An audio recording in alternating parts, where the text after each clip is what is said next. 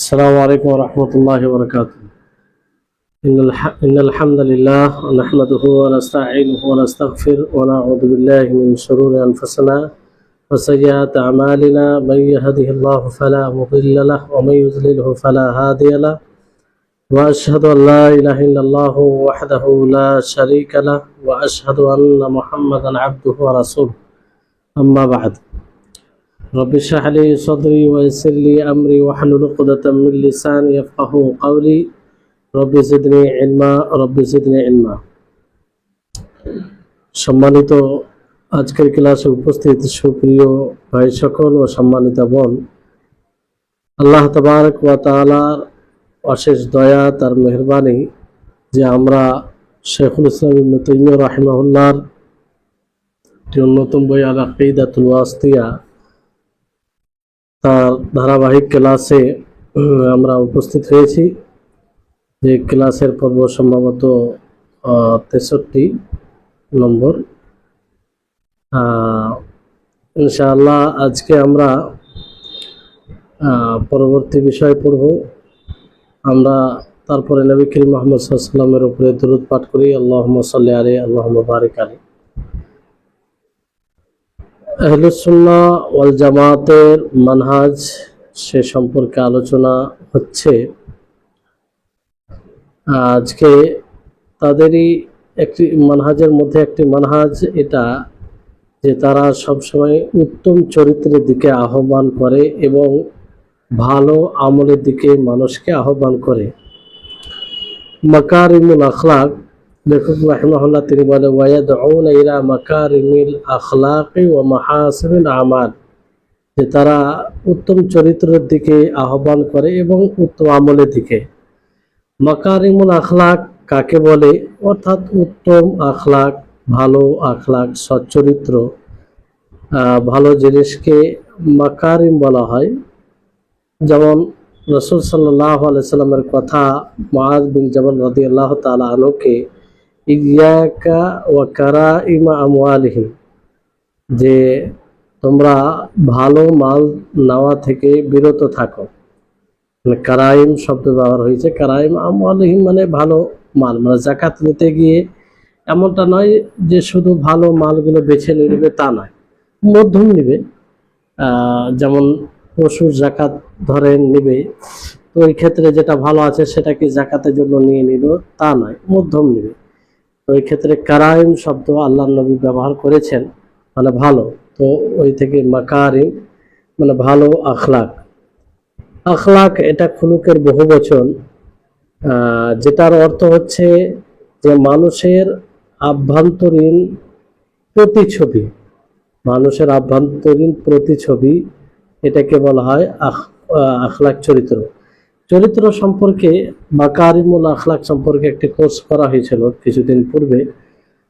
আশা করি যারা ওই কোর্সটি করেছেন খুব গুরুত্বপূর্ণ ছিল। আর সেখানে আখলাকের বিবরণ এবং আখলাক কত ধরনের হয় এবং কিভাবে সচ্চরিত্রের আখলাক মানে ভালো আখলাকের অধিকারী হবে, সেগুলো বিস্তারিত আলোচনা আছে। তো আখলাক বলতে মানুষের ভালো স্বভাব বৈশিষ্ট্য, যেটা মানুষের গোপনীয় জিনিসকে ভালো রাখবে। আর আখলাকের মধ্যে এগুলো আছে যে ভালো এবং বাহাদুরি, সাহসিকতা আর ধৈর্য সবগুলোই থাকে তার মধ্যে। মানুষের সাথে হাসি মুখে সাক্ষাৎ করে, প্রশস্ত চিত্তে এবং প্রশস্ত হৃদয়ে সাথে মানুষের সাথে সাক্ষাৎ করে, আর স্থির থাকে। এগুলো সবগুলোই আখলাকের উত্তম চরিত্রের মধ্যে পড়ে। মাহাসিনুল আমাল বলতে কি? মাহাসিনুল আমাল বলতে যেটা আমরা শরীরের অঙ্গ প্রত্যঙ্গের মাধ্যমে আমল করি, সেটা তাআব্বুদি আমল হতে পারে, মানে ইবাদতের দিক দিয়ে, আর সেটা ইবাদতের দিক ছাড়াও হতে পারে। যেমন কেনা বেচা, ক্রয় বিক্রয়, ব্যবসা যদি সততার সাথে এবং ভালোভাবে করা যায়, তাহলে এগুলো ভালো আখলাকের ভালো আমলের মধ্যে পড়বে। আর মিথ্যা থেকে, খেয়ানতদারিতা থেকে, মানুষকে খেয়ানত করা থেকে, এগুলো থেকে বিরত থাকে। তো সব এগুলো ভালো আমলের মধ্যে পড়বে। তো তার সাথে সাথে লেখক রাহিমাহুল্লাহ পরে বলছেন, ওয়ায়াতাকিদুনা মা'আনা কাউলিহি সাল্লাল্লাহু আলাইহি ওয়াসাল্লাম আকমালুল মুমিনিনা ঈমানান আহসানুহুম খুলুকান। তারা এটাও ধারণা রাখে যে রাসূল সাল্লাল্লাহু আলাইহি ওয়াসাল্লামের কথার অর্থ আকমালুল মুমিনিনা ঈমানান, যে মুমিনরা ঈমানের দিক দিয়ে পরিপূর্ণ এবং আখলাকের দিক দিয়ে মানে ঈমানের দিক দিয়ে পরিপূর্ণ তখন হবে যখন আখলাকের দিক দিয়ে, চরিত্রের দিক দিয়ে ভালো হবে। তো এই হাদিস থেকে স্পষ্ট হয় এটা যে একজন মুমিনদের টার্গেট, লক্ষ্য স্থির হবে এবং তার ঈমান পরিপূর্ণ হবে ভালো আখলাক দিয়ে, ভালো আখলাক, ভালো চরিত্র আল্লাহর সাথেও হবে এবং আল্লাহর বান্দার সাথেও হবে। ভালো চরিত্র আল্লাহর সাথে কেমন করে? আল্লাহর সাথে ভালো চরিত্র অবলম্বন করা এইভাবে যে তার আদেশ সমূহকে পালন করা, তার আদেশ সমূহকে বাস্তবায়ন করা, তার হুকুমের সামনে আত্মসমর্পণ করা, আর প্রশস্ত চিত্তে সেটা গ্রহণ করে নেওয়া, বিরক্তিকর মনে না করা, আর তিনি যা কিছু নির্ধারণ করেছেন তার উপরে ধৈর্য ধারণ করা, তার উপরে সন্তুষ্ট হওয়া, এইগুলো আল্লাহর সাথে ভালো ব্যবহারের মধ্যে আসে। মাখলুকের সাথে ভালো ব্যবহার কি? এখানে মৌলিকভাবে তিনটি বিষয় আসে, যে একটা উদার হওয়া, আর একটা হচ্ছে কষ্টকে বিরত রাখা, কষ্ট না দেওয়া, আর একটা হচ্ছে হাসি মুখে থাকা। এই তিনটা মৌলিক বিষয় থাকে মাখলুকের সাথে ভালো ব্যবহারে। উদার হওয়া মানে কি? উদার হওয়া কোনো একটা খাস বিষয়ে নয়, জিনিসে নয়, যে শুধু অর্থের দিক দিয়ে উদার হবে, যাকে তাকে মাল অর্থ দিয়ে দেবে, এটাই নয়, বরং অর্থের দিক দিয়ে, সম্মানের দিক দিয়ে, সব দিক দিয়ে উদার হতে হবে। এটা হচ্ছে ভালো চরিত্রের মধ্যে একটা মৌলিক বিষয়। আর হাসি মুখে থাকা মানে মুখকে বিস্মিত করে রাখা, মুখকে ভারী করে রাখা, এটা মানে ভালো চরিত্রের বিরোধী আমল। অনুরূপভাবে কষ্ট না দেওয়া, কোনোভাবেই মানুষকে কষ্ট না দেওয়া, সেটা কথার মাধ্যমে হোক আর কর্মের মাধ্যমে হোক, কোনোভাবেই মানুষকে কষ্ট না দেওয়া। তো এইগুলো হচ্ছে মানুষের সাথে ভালো ব্যবহারের দিক, তিনটা মৌলিক দিক যেটা বললাম, যে একটা উদার হতে হবে, দ্বিতীয় হচ্ছে কোনো প্রকারে কষ্ট না দেওয়া, তৃতীয় হচ্ছে হাসি মুখে থাকা। তারপরে লেখক রাহিমাহুল্লাহ তিনি কি বলছেন, যে ওয়ায়ান দুবুনা ইলা আন তাসিলা মান কাতাআকা ওয়া তুতি মান হারুমাকা ওয়া তাআফু আম্মান যালামাকা। যে মুস্তাহাব হচ্ছে এটা, যে তোমার সাথে সম্পর্ক বিচ্ছিন্ন করবে, সম্পর্ক আলাদা করবে, তার সাথে সম্পর্ক জড়িয়ে দিবে, তার সাথে আত্মীয়তা বজায় রাখবে, আর যে তোমাকে বঞ্চিত করবে তাকে তুমি দেবে, আর যে তোমার উপরে জুলুম করবে তাকে তুমি ক্ষমা করবে। এই কথাও আহলুস সুন্নাহ ওয়াল জামাআহ বলে। তার মানে কি আমাদেরকেও এটা বলতে হবে এবং করতে হবে। তো যারা আত্মীয় স্বজন রয়েছে, আত্মীয় স্বজনের মধ্যে তাদের সাথে সম্পর্ক বজায় রাখা, আত্মীয়তা ছিন্ন না করা, এটা জরুরি। যদি ধরেন আপনার আত্মীয় স্বজন আপনার সাথে আত্মীয়তা ছিন্ন করে, তো আপনি তাদের সাথে আত্মীয়তা বজায় রাখেন, আপনি এটা বলিয়েন না যে আমার সাথে আত্মীয়তা বজায় রাখবে তার সাথে আমি আত্মীয়তা বজায় রাখবো। তো এটাকে আত্মীয়তা বজায় বলা হয় না, যে আপনার সাথে যে আত্মীয়তা বজায় রাখবে তার সাথে আপনি আত্মীয়তা বজায় রাখবেন, এটা আত্মীয়তা বজায় রাখা, সম্পর্ককে টিকিয়ে রাখা, এটাকে বলা হয় না। এটা তো বদলা হয়ে যায়। মানে আপনার সাথে যে আত্মীয়তা বজায় রাখবে, সম্পর্ক ঠিক রাখবে, আপনি তার সাথে সম্পর্ক ঠিক রাখবেন, এটা বদলা, এটা প্রকৃত সিলা রাহমি নয়। এই জন্য হাদিসে কি বলা হয়েছে, যে লাইসাল ওয়াসিলু বিল মুকাফি, যে পরিবর্তে সম্পর্ক বজায় রাখে, আত্মীয়তা সংরক্ষণ করে, আত্মীয়তা বজায় রাখে, সে আসলে আত্মীয়তা বজায়কারী নয়, আত্মীয়তা টিকিয়ে রাখনেওয়ালা নয়। ইন্নামাল ওয়াসিলু মান ইদা কাতাআত রাহিমাহু ওয়াসালা, মানে প্রকৃত আত্মীয়তা বজায়কারী সেই ব্যক্তি কিংবা সেই ব্যক্তি হবে যে তার সাথে আত্মীয়তা ছিন্ন করে নেবে, সম্পর্ক খারাপ করে দিবে, কিন্তু সে তার সাথে সম্পর্ক রাখবে। ধরুন আপনার কোনো মামা খালা যাই হোক আপনার সাথে ঠিকভাবে সম্পর্ক রাখে না, আর আপনাকে উপেক্ষা করে, আপনার কথায় কোনো গুরুত্ব দেয় না, তারপরও আপনি তাদের সাথে সম্পর্ক ঠিক রাখবেন, তাদের সাথে কথা বলবেন, তাদের সহযোগিতা করবেন, এটাকে বলা হয় ওয়াসিল, এটাকে বলা হয় আত্মীয়তা বজায়কারী। সম্পর্ককে ঠিক রাখছে এরকম বলা হবে। আর এর ফজিলত রয়েছে। তো ওয়াসিল আত্মীয়তা বজায়কারী, আত্মীয়তাকে সংরক্ষণ সেই ব্যক্তি করে রাখে যে তার সাথে তার আপনজন, তার আত্মীয় স্বজন আত্মীয়তা ছিন্ন করে নেই, সম্পর্ক খারাপ করে রাখে, তারপরও সে ভালো সম্পর্ক করে রাখে। একেই প্রকৃত অর্থে আত্মীয়তা বজায়কারী, সম্পর্ককে টিকিয়ে রাখে বলা হয়। নবী করিম মুহাম্মদ সাল্লাল্লাহু আলাইহি সাল্লামকে এক মানুষ জিজ্ঞাসা করেন, এক ব্যক্তি জিজ্ঞাসা করেন যে হে আল্লাহর রাসূল, ইন্নালি আকারিব, যে আমার আত্মীয়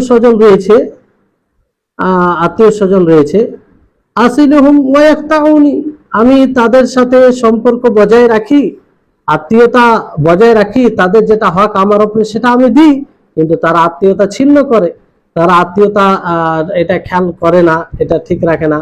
ওয়া উহসিনু ইলাইহিম ওয়া ইউসিউনা ইলাইয়া, আর আমি তাদের সাথে ইহসান করি, অনুগ্রহ করি, তাদের খেয়াল রাখি, কিন্তু তারা আমার সাথে মন্দ আচরণ করে। ওয়া আহলিমু আনহু ওয়া ইয়াজহালুনা আলাই, আমি তাদের সাথে মানে এক কথায় তাদেরকে দেখি, তাদের মানে ধৈর্য ধারণ হয়, আর তারা আমাকে উপেক্ষা করে। তো নবী সাল্লাল্লাহু আলাইহি ওয়াসাল্লাম কি বলেন, ইন কুনতা কামা কুলতা, যদি এরকমটাই হয় যেমনটা তুমি বলছো, ফাকান্নামা তাসিফুহুমুল মাল, যে তুমি মনে হচ্ছে তাদেরকে ছাই খিলিয়ে দিচ্ছ, গরম ছাই খিলিয়ে দিচ্ছ। আর মনে রাখো, যতক্ষণ পর্যন্ত তুমি এরকম করবে, তোমার উপরে আল্লাহর পক্ষ থেকে সহযোগী থাকবে, সহযোগিতা করবে এমন কেউ থাকবে। তাহলে এই হাদিসটি সহিহ মুসলিম বিশুদ্ধ হাদিস। তো এখান থেকে কি বোঝা যাচ্ছে যে যদি আপনার আত্মীয় স্বজন, আপনার কাছের লোক, আপনার যাদের সাথে সম্পর্ক রয়েছে, সেটা আপনার রক্তের সম্পর্ক হোক অথবা আপনার স্ত্রীর দিক দিয়ে সম্পর্ক হোক, যে কোনো আকারে হোক, যে কোনো আকারে সম্পর্ক হোক, তারা যদি সম্পর্ক ছিন্ন করে রাখে, তারা যদি আপনার সাথে মন্দ ব্যবহার করে, তারা যদি আপনার সাথে ভালো ব্যবহার না করে, তারপরে যদি আপনি তাদের সাথে ভালো ব্যবহার করেন, সম্পর্ক বজায় রাখেন, তাহলে এতে বড় ফজিলতের বিষয় রয়েছে। এতে কি রয়েছে? বড় ফজিলতের বিষয় রয়েছে, যে আল্লাহ তাআলার পক্ষ থেকে সহযোগী থাকবে। তো আহলুস সুন্নাহ ওয়াল জামাত এরই দাওয়াত দেয় মানুষকে, আহ্বান করে যে তোমরা তোমাদের সাথে যারা আত্মীয়তা ছিন্ন করে নেই, সম্পর্ক ঠিক রাখে না, তাদের সাথে সম্পর্ক ঠিক রাখো, তুমি তোমার কর্তব্য পালন করো। আর যারা সম্পর্ক রাখছে, যারা আত্মীয়তা বজায় রাখছে, তাদের সাথে আরো তুমি ভালোভাবে আত্মীয়তা বজায় রাখো, সম্পর্কটা ঠিক রাখো, যাতে ভালো হবে। কারণ যে ব্যক্তি সম্পর্ক রাখে সে অতি নিকটে হয়, এই জন্য তার দুটি হক থাকে, একটা হচ্ছে আত্মীয়তার হক, আর একটা হচ্ছে মুকাফা, মানে পরিবর্তে যে আপনার সাথে ভালো ব্যবহার করছে, তা আপনিও তার সাথে ভালো ব্যবহার করবেন। আপনার সাথে মানে সে আত্মীয়তা বজায় রাখছে, তা আপনিও তার সাথে এটার একটা হক, আর একটা আত্মীয়তার হক। নবী সাল্লাল্লাহু আলাইহি ওয়াসাল্লাম কি বলে, মান সানাআ ইলাইকুম মারুফান ফাকাফিউহু, যে ব্যক্তি তোমাদের সাথে ভালো ব্যবহার করবে, উত্তম কাজ করবে তোমাদের সাথে, তো তাদের সাথে তোমরাও তার পরিবর্তে উত্তম ব্যবহার করো। ওয়াতুতি মান হারামাক, আর তোমরা কি করবে, যে ব্যক্তি বঞ্চিত হবে তাকে তোমরা কি করবে, মানে যে তোমাকে বঞ্চিত করবে তাকে তোমরা দেবে, এমনটা নয় তোমাকে যদি কেউ না দেয় তো তুমি তাদেরকে দেবে না, এরকমটা বিষয় নাই। বরং তোমাকে যদি না দেয় সে ভুল করছে, কিন্তু তুমি তাকে দেবে, তুমি তাকে দিয়ে তোমার কর্তব্য পালন করবে। আর তোমার উপরে যে জুলুম করবে, অন্যায় করবে, তাকে মাফ করবে। তাকে কি মাফ করবে? মাফ করবে। জুলুম ধরেন কয়েক ভাবে হয়, হক অধিকার করে, হক হরণ করে, অধিকার নষ্ট করে জুলুম হয়। এটা দুই ভাবে হয়, একটা হচ্ছে শত্রুতা পোষণ করে, বাড়াবাড়ি করে, আর যেটা ধরেন আপনি তার উপর অধিকার রাখেন সেটা না দিয়ে।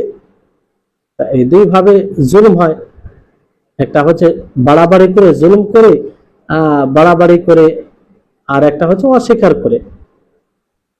হয়তো আপনাকে প্রহার করে আপনার কাছে মাল ছিনিয়ে নেওয়া, কিংবা আপনার সম্মানহানি করা, কিংবা আপনার কোনো অধিকার আছে সে সরাসরি অস্বীকার করে নিল। এইভাবে তো মানুষের পরিপূর্ণতা হচ্ছে যে যে ব্যক্তি জুলুম করবে, যে ব্যক্তি জুলুম করবে তাকে কি করবে?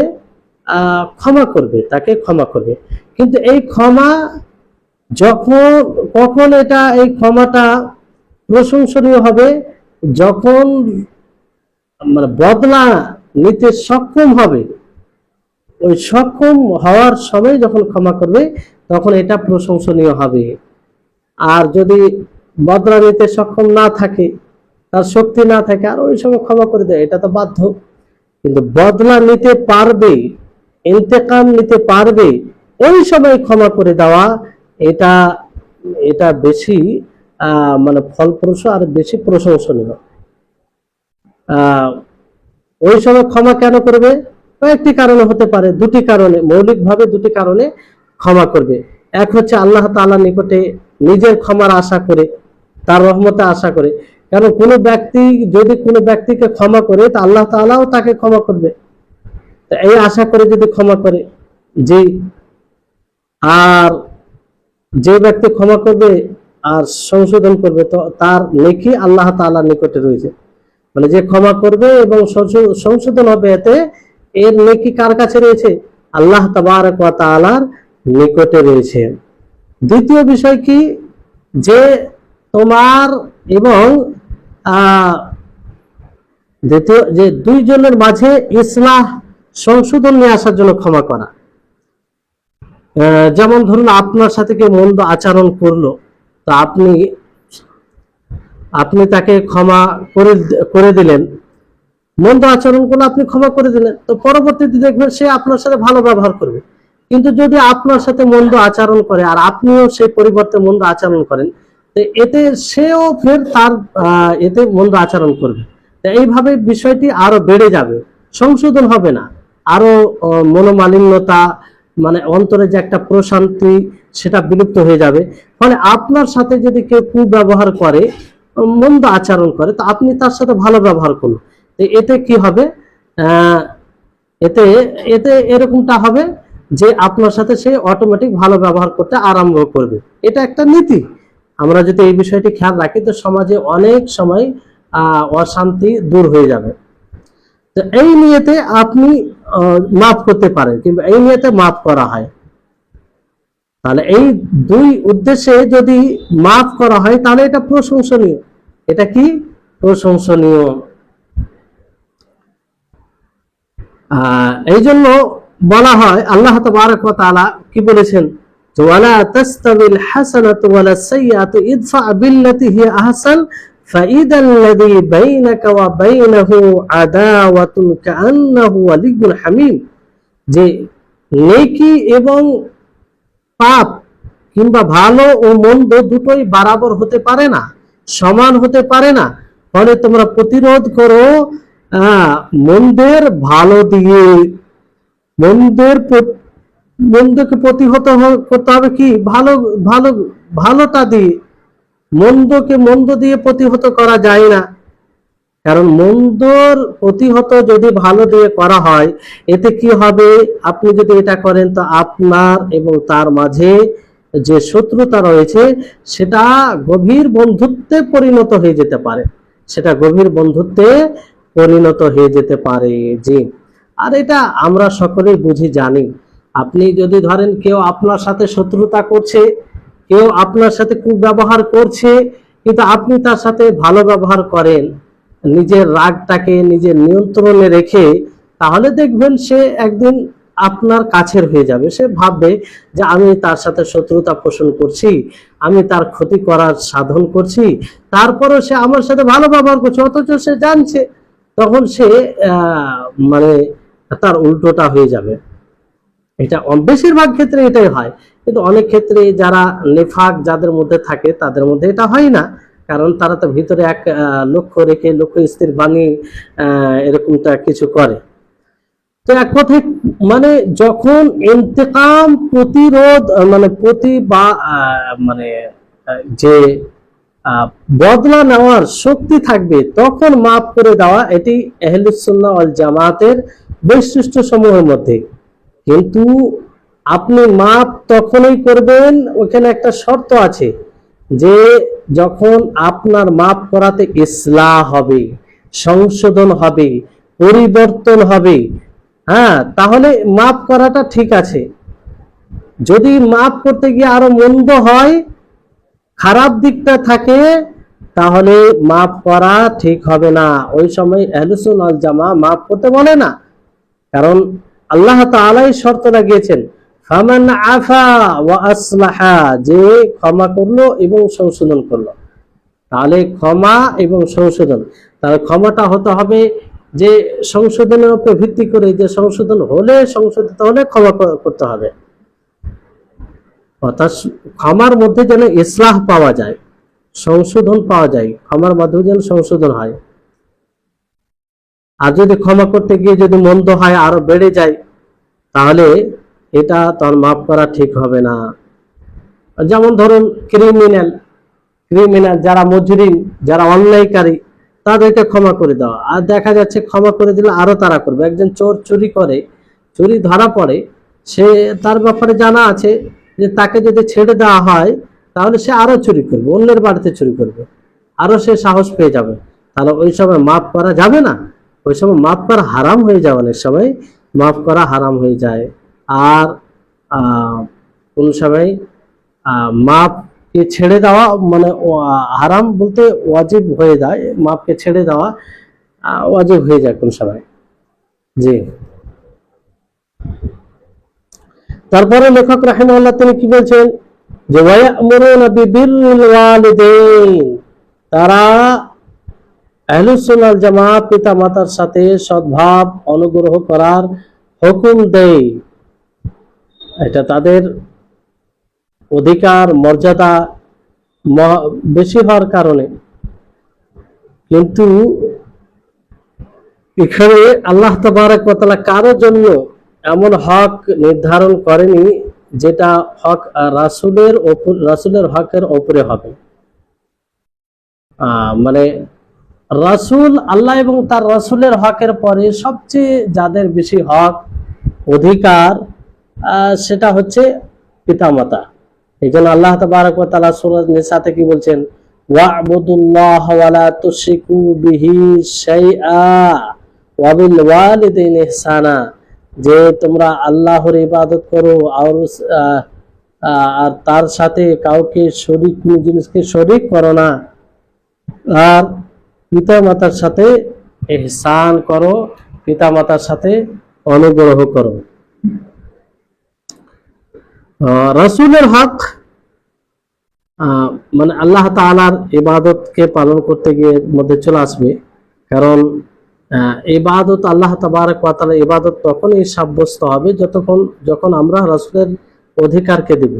রাসূলের যেটা অধিকার আছে আমাদের উপরে, সেটা যদি আমরা তাদেরকে না দিই, রাসূলকে না দিই, তাহলে আল্লাহর ইবাদত করা সম্ভব নয়, আল্লাহর ইবাদত করা সম্ভব নয়।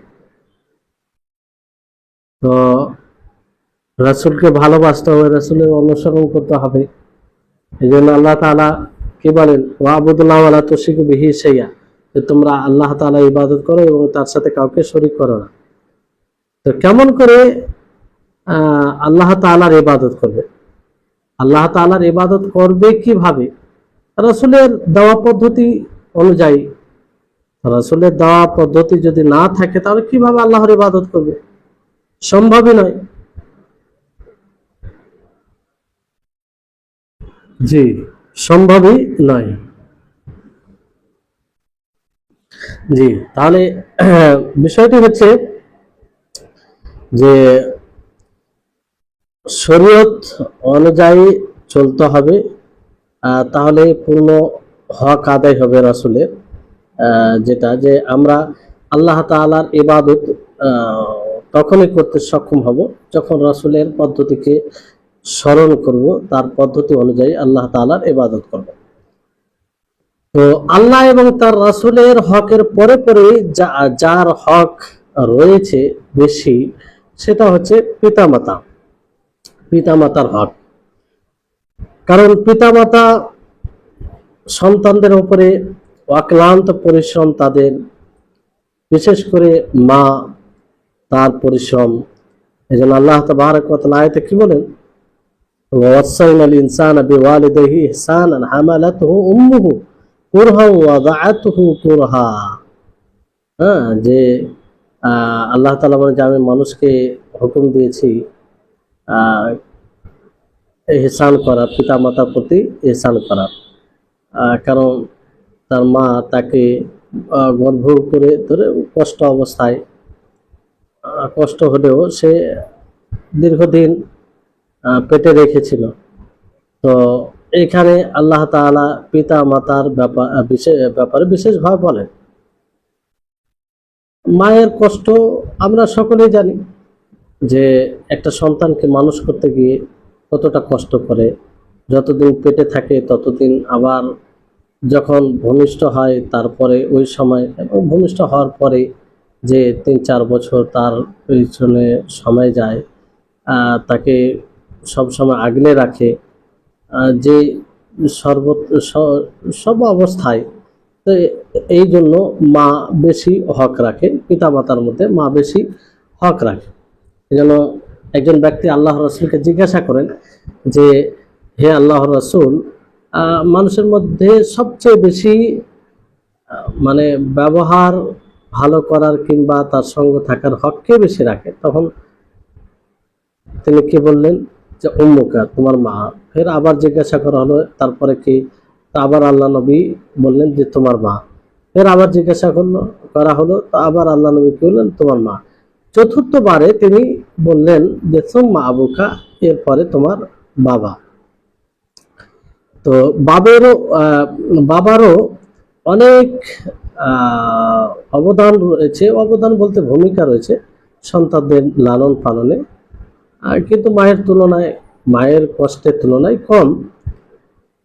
একজন বাবাও সন্তানদের খুশিতে খুশি হয়, তাদের দুঃখে দুঃখ হয়, আর সর্বোপরি চেষ্টা করে যে কিসে তাদের ভালো হবে, কিসে তাদের ভবিষ্যৎ ভালো হবে, কিসে তাদের জীবন ভালো হবে। এই জন্য তারা ছুটাছুটি করে। এই জন্য বাবারও অনেক হক। তো বাবা মায়ের হক সেটা নিজের জায়গায় আছে, তারা যেই আমল করুক না কেন, তাদের সদা সর্বদা তাদের হকটা আদায় করতে হবে। এবং এই জন্য আল্লাহ তাআলা কি বলেন? ওয়াকুর রাব্বিরহামহুমা কামা রাব্বায়ানি সাগীরা, যে হে নবী, আপনি বলুন যে রাব্বিরহামহুমা, যে হে আমার প্রতিপালক, তুমি তাদের উপরে রহম করো, তাদের উভয়ের উপরে, পিতামাতার উপরে, যেমন ভাবে তারা আমাকে ছোট কালে লালন পালন করেছে। তাদের এটা অধিকার, কারণ বাবা মায়ের অধিকার এই জন্য আমাদের উপরে, আমাদেরকে ছোটতে তারা কষ্টে অনেকভাবে মানুষ করেছে। তো তাদের সাথে ভালো ব্যবহার করা এটা জরুরি প্রত্যেকটা মানুষের উপরে। বাবা মায়ের সেবা করা, তাদের দেখাশোনা করা কতটা জরুরি, যে নবী সাল্লাল্লাহু আলাইহি ওয়াসাল্লাম জিহাদের উপরেও এটাকে রেখেছেন। আল্লাহর পথে সংগ্রাম করার উপরেও এটাকে প্রাধান্য দিয়েছেন। যেমন একটা হাদিসে রয়েছে আব্দুল্লাহ ইবনে মাসউদের, তিনি বলেন যে আমি বললাম, হে আল্লাহর রাসূল, আইয়ুল আমালি আহাব্বু ইলাল্লাহ, যে কোন আমলটি আল্লাহর নিকটে প্রিয়? তখন তিনি কি as-সালাতু আলা ওয়াক্তিহা, যে সময়ে নামাজ পড়া। আবার জিজ্ঞাসা করা হলো তারপরে কোনটি? তখন তিনি বললেন যে বিরুল ওয়ালিদাইন, পিতা মাতার সেবা করা, তাদের সাথে সদ্ভাব করা, ভালো ব্যবহার করা। তারপরে জিজ্ঞাসা করে তারপরে কি? তো আল জিহাদ ফি সাবিলিল্লাহ, আল্লাহর পথে সংগ্রাম করা। তাহলে এটার আগে কাকে প্রাধান্য দিয়েছে? বাবা মায়ের সাথে ভালো ব্যবহার করা। তো বাবা মা এর সবচেয়ে বেশি কাছের, তারপরে দাদা দাদি, তাদের সাথে ইহসান করতে হবে, কিন্তু বাবা মায়ের মতো জরুরি নয়। কারণ দাদা দাদি, নানা নানি এরা অনেক দূর হয়ে যায় বাবা মায়ের তুলনায় একটু দূর হয়ে যায়। তো যে হক অধিকার বাবা মায়ের জন্য রয়েছে, ওই হক অধিকার দাদা দাদি নানা নানি নেই। তবে তাদের সাথে ইহসান বজায় রাখতে হবে। বাবা মায়ের সাথে ইহসান তো বজায় রাখবেন, কিন্তু তাদের সাথেও রাখতে হবে। বীর, বাবা মায়ের সাথে বীর মানে সদ্ভাব ব্যবহার করা, ভালো ব্যবহার করা। এটার অর্থ কি? বীর এর অর্থ হচ্ছে যে সাধ্য অনুযায়ী কল্যাণ পৌঁছানো এবং মন্দ প্রতিহত করা। সাধ্য অনুযায়ী কল্যাণ পৌঁছানো ও মন্দ প্রতিহত করা বীর এর অর্থ।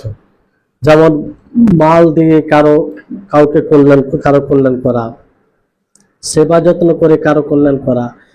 অনুরূপভাবে মানে খুশি আনন্দ দিয়ে তাদেরকে, বাবা মাকে আনন্দ দিয়ে খুশি দিয়ে কল্যাণ করা, হাসি মুখে তাদের সাথে সাক্ষাৎ করে এবং উত্তমভাবে কথা বলে, উত্তম কাজ করে, আর এক কথায় সেসব জিনিস করে যাতে তাদের আরাম রয়েছে, প্রশান্তি রয়েছে। তো বাবা মায়ের সাথে বীর কিভাবে হবে? যে আপনি মাল দিয়ে তাদের সহযোগ কল্যাণ করতে পারেন, তাদের সেবা যত্ন করে কল্যাণ করতে পারেন, এবং তাদেরকে খুশি দিয়ে আনন্দ দিয়ে, সেটা যে কোনোভাবে হতে পারে, কথা এমনভাবে বলার মাধ্যমে যে যাতে তাদের খুশি হবে, হাসি মুখে সাক্ষাৎ করে, মুখকে বিশ্রী করে নয়, যাতে তারা দেখে বুঝতে পারে যে না, আমার সন্তান আমার প্রতি সন্তুষ্ট, আমাকে বোঝা মনে করে না। আর উত্তম কথা বলে, অনুরূপভাবে ভালো কর্ম করে, এক কথায় ওই সব কর্ম করে যে সব কর্মতে তাদের জন্য প্রশান্তি রয়েছে। জি, তো এই জন্য জরুরি সন্তানদের উপরে বাবা মায়ের খিদমত করা। তো বাবা মায়ের খিদমত করে যেতে হবে। যদি বাবা মায়ের খিদমত করতে গিয়ে নিজের ক্ষতি না হয়, যদি ক্ষতি হয় তাহলে সেই সময় খিদমত করা জরুরি নয়। ক্ষতি বলতে যে কোনোভাবে, যেমন ধরুন যে আপনি কিছু অর্থ বাবা মাকে দিচ্ছেন, তো যতটা দেবেন এটা আপনার কল্যাণই হবে, কিন্তু এতটা দেওয়া কিংবা এতটা যদি চায় আপনার বাবা মা আপনার কাছ থেকে এতটা অর্থ, যে আপনি নিজে ক্ষতিগ্রস্ত হয়ে যাবেন, তো ওই অর্থটা দেওয়া জরুরি নয়, অতটা দেওয়া জরুরি নয়। কারণ আপনাকেও দেখতে হবে, কিন্তু তাদেরকে দেওয়া, তাদের খেয়াল রাখা এটা জরুরি। কিন্তু যে পরিমাণে চাইছে আপনার কাছে, সেই পরিমাণ দিয়ে যদি আপনার ক্ষতি হয়, তো ওটা জরুরি নয়।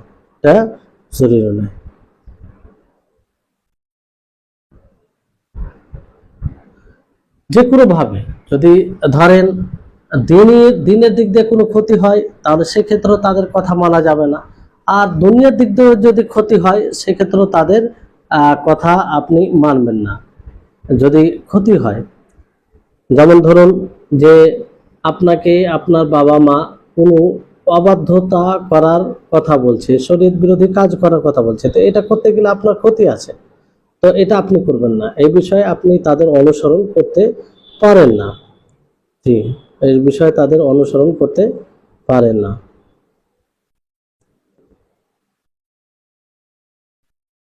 বাবা মা সন্তানদের কাছ থেকে যা ইচ্ছা তাই নিতে পারে যদি সেই নেওয়াতে এতটা পরিমাণ নেই যে পরিমাণ নেওয়াতে তাদের ক্ষতি না হয়, এতে কোনো সমস্যা নেই, এতে কোনো সমস্যা নেই, বাবা মা নিতে পারে। কিন্তু এত পরিমাণ যদি নেই যে লাওয়াতে ছেলেদের ক্ষতি হতে পারে, তাদের সংকট আসতে পারে, তাহলে এটা তাদের জন্য ঠিক হবে না, এটা তাদের জন্য ঠিক হবে না।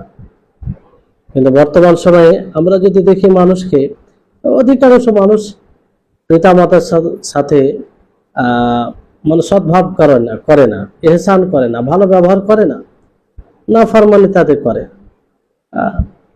ভালো ব্যবহার করে না। তার পরিবর্তে অন্যদের সাথে ভালো ব্যবহার করে, তাদের সাথে বসাকে বিরক্তিকর মনে করে, বাবা মায়ের সাথে সামান্য সামান্য বসলেই সে নিজেকে বিরক্তিকর মনে করে, অথচ মানে এটাকে এমন মনে করে যে মনে হচ্ছে আগুনের উপরে বসে আছে এরকম। তো এটা হওয়া উচিত নয়, আর এটা তাদের সাথে সদ্ভাব নয়, তাদের সাথে ভালো ব্যবহার নয়। কোনো ভালো ব্যবহার হচ্ছে প্রশস্ত চিত্তে তাদের নিকটে বসা এবং তাদের কথা শোনা, তাদের খেদমত করা, আর সাধ্য অনুযায়ী তাদের ভালাই করার আগ্রহী হওয়া, তাদের প্রতি ভালাই করার আগ্রহী হওয়া। জি, তো যদি কোনো মানুষ পিতা মাতার সাথে ভালো ব্যবহার করে, ভালো সম্পর্ক রাখে, তো অবশ্যই দুনিয়াতেও সে তার বদলা পাবে, আর আখেরাতেও সে তার বদলা পাবে।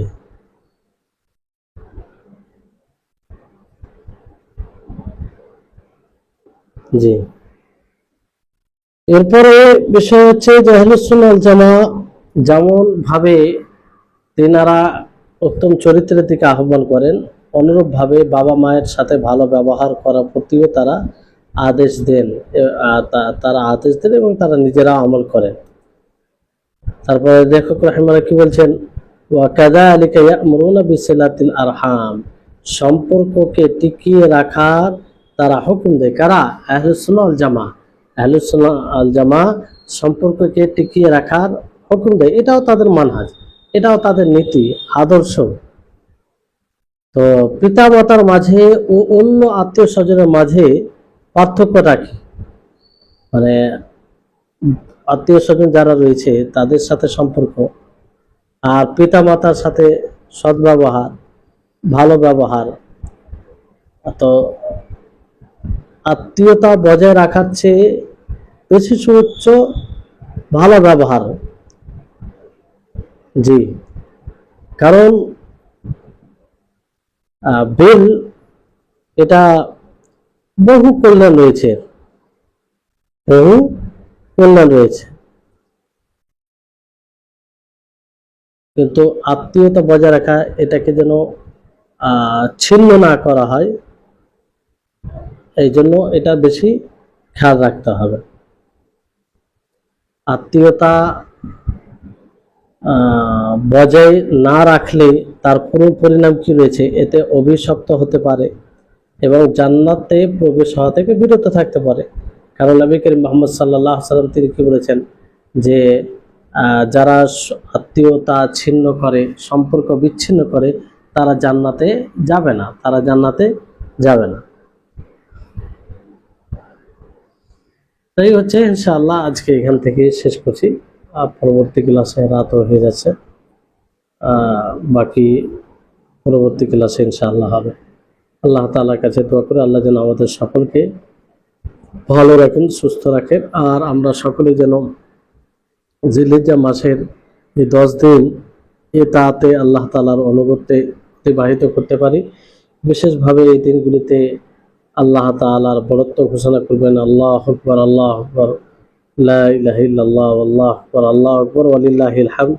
এগুলো বারবার অনবরতভাবে পড়তে থাকবেন, পাঠ করতে থাকবেন, আর নফল নামাজ পড়বেন, সিয়াম যতটুকু দিনে পারবেন রাখবেন, অবশ্যই বিশেষ করে আরাফার রোজা রাখবেন। তো এক কথায় নেকি সঞ্চয় করা অবস্থায় যেন আপনার এই দিনগুলো কাটে। আল্লাহ তাআলা আমাদের সকলকে সার্বিকভাবে তৌফিক দান করুন। ওয়া আখির দাওয়ানা আলহামদুলিল্লাহি রাব্বিল আলামিন। আসসালামু আলাইকুম ওয়া রাহমাতুল্লাহি ওয়া বারাকাতুহু।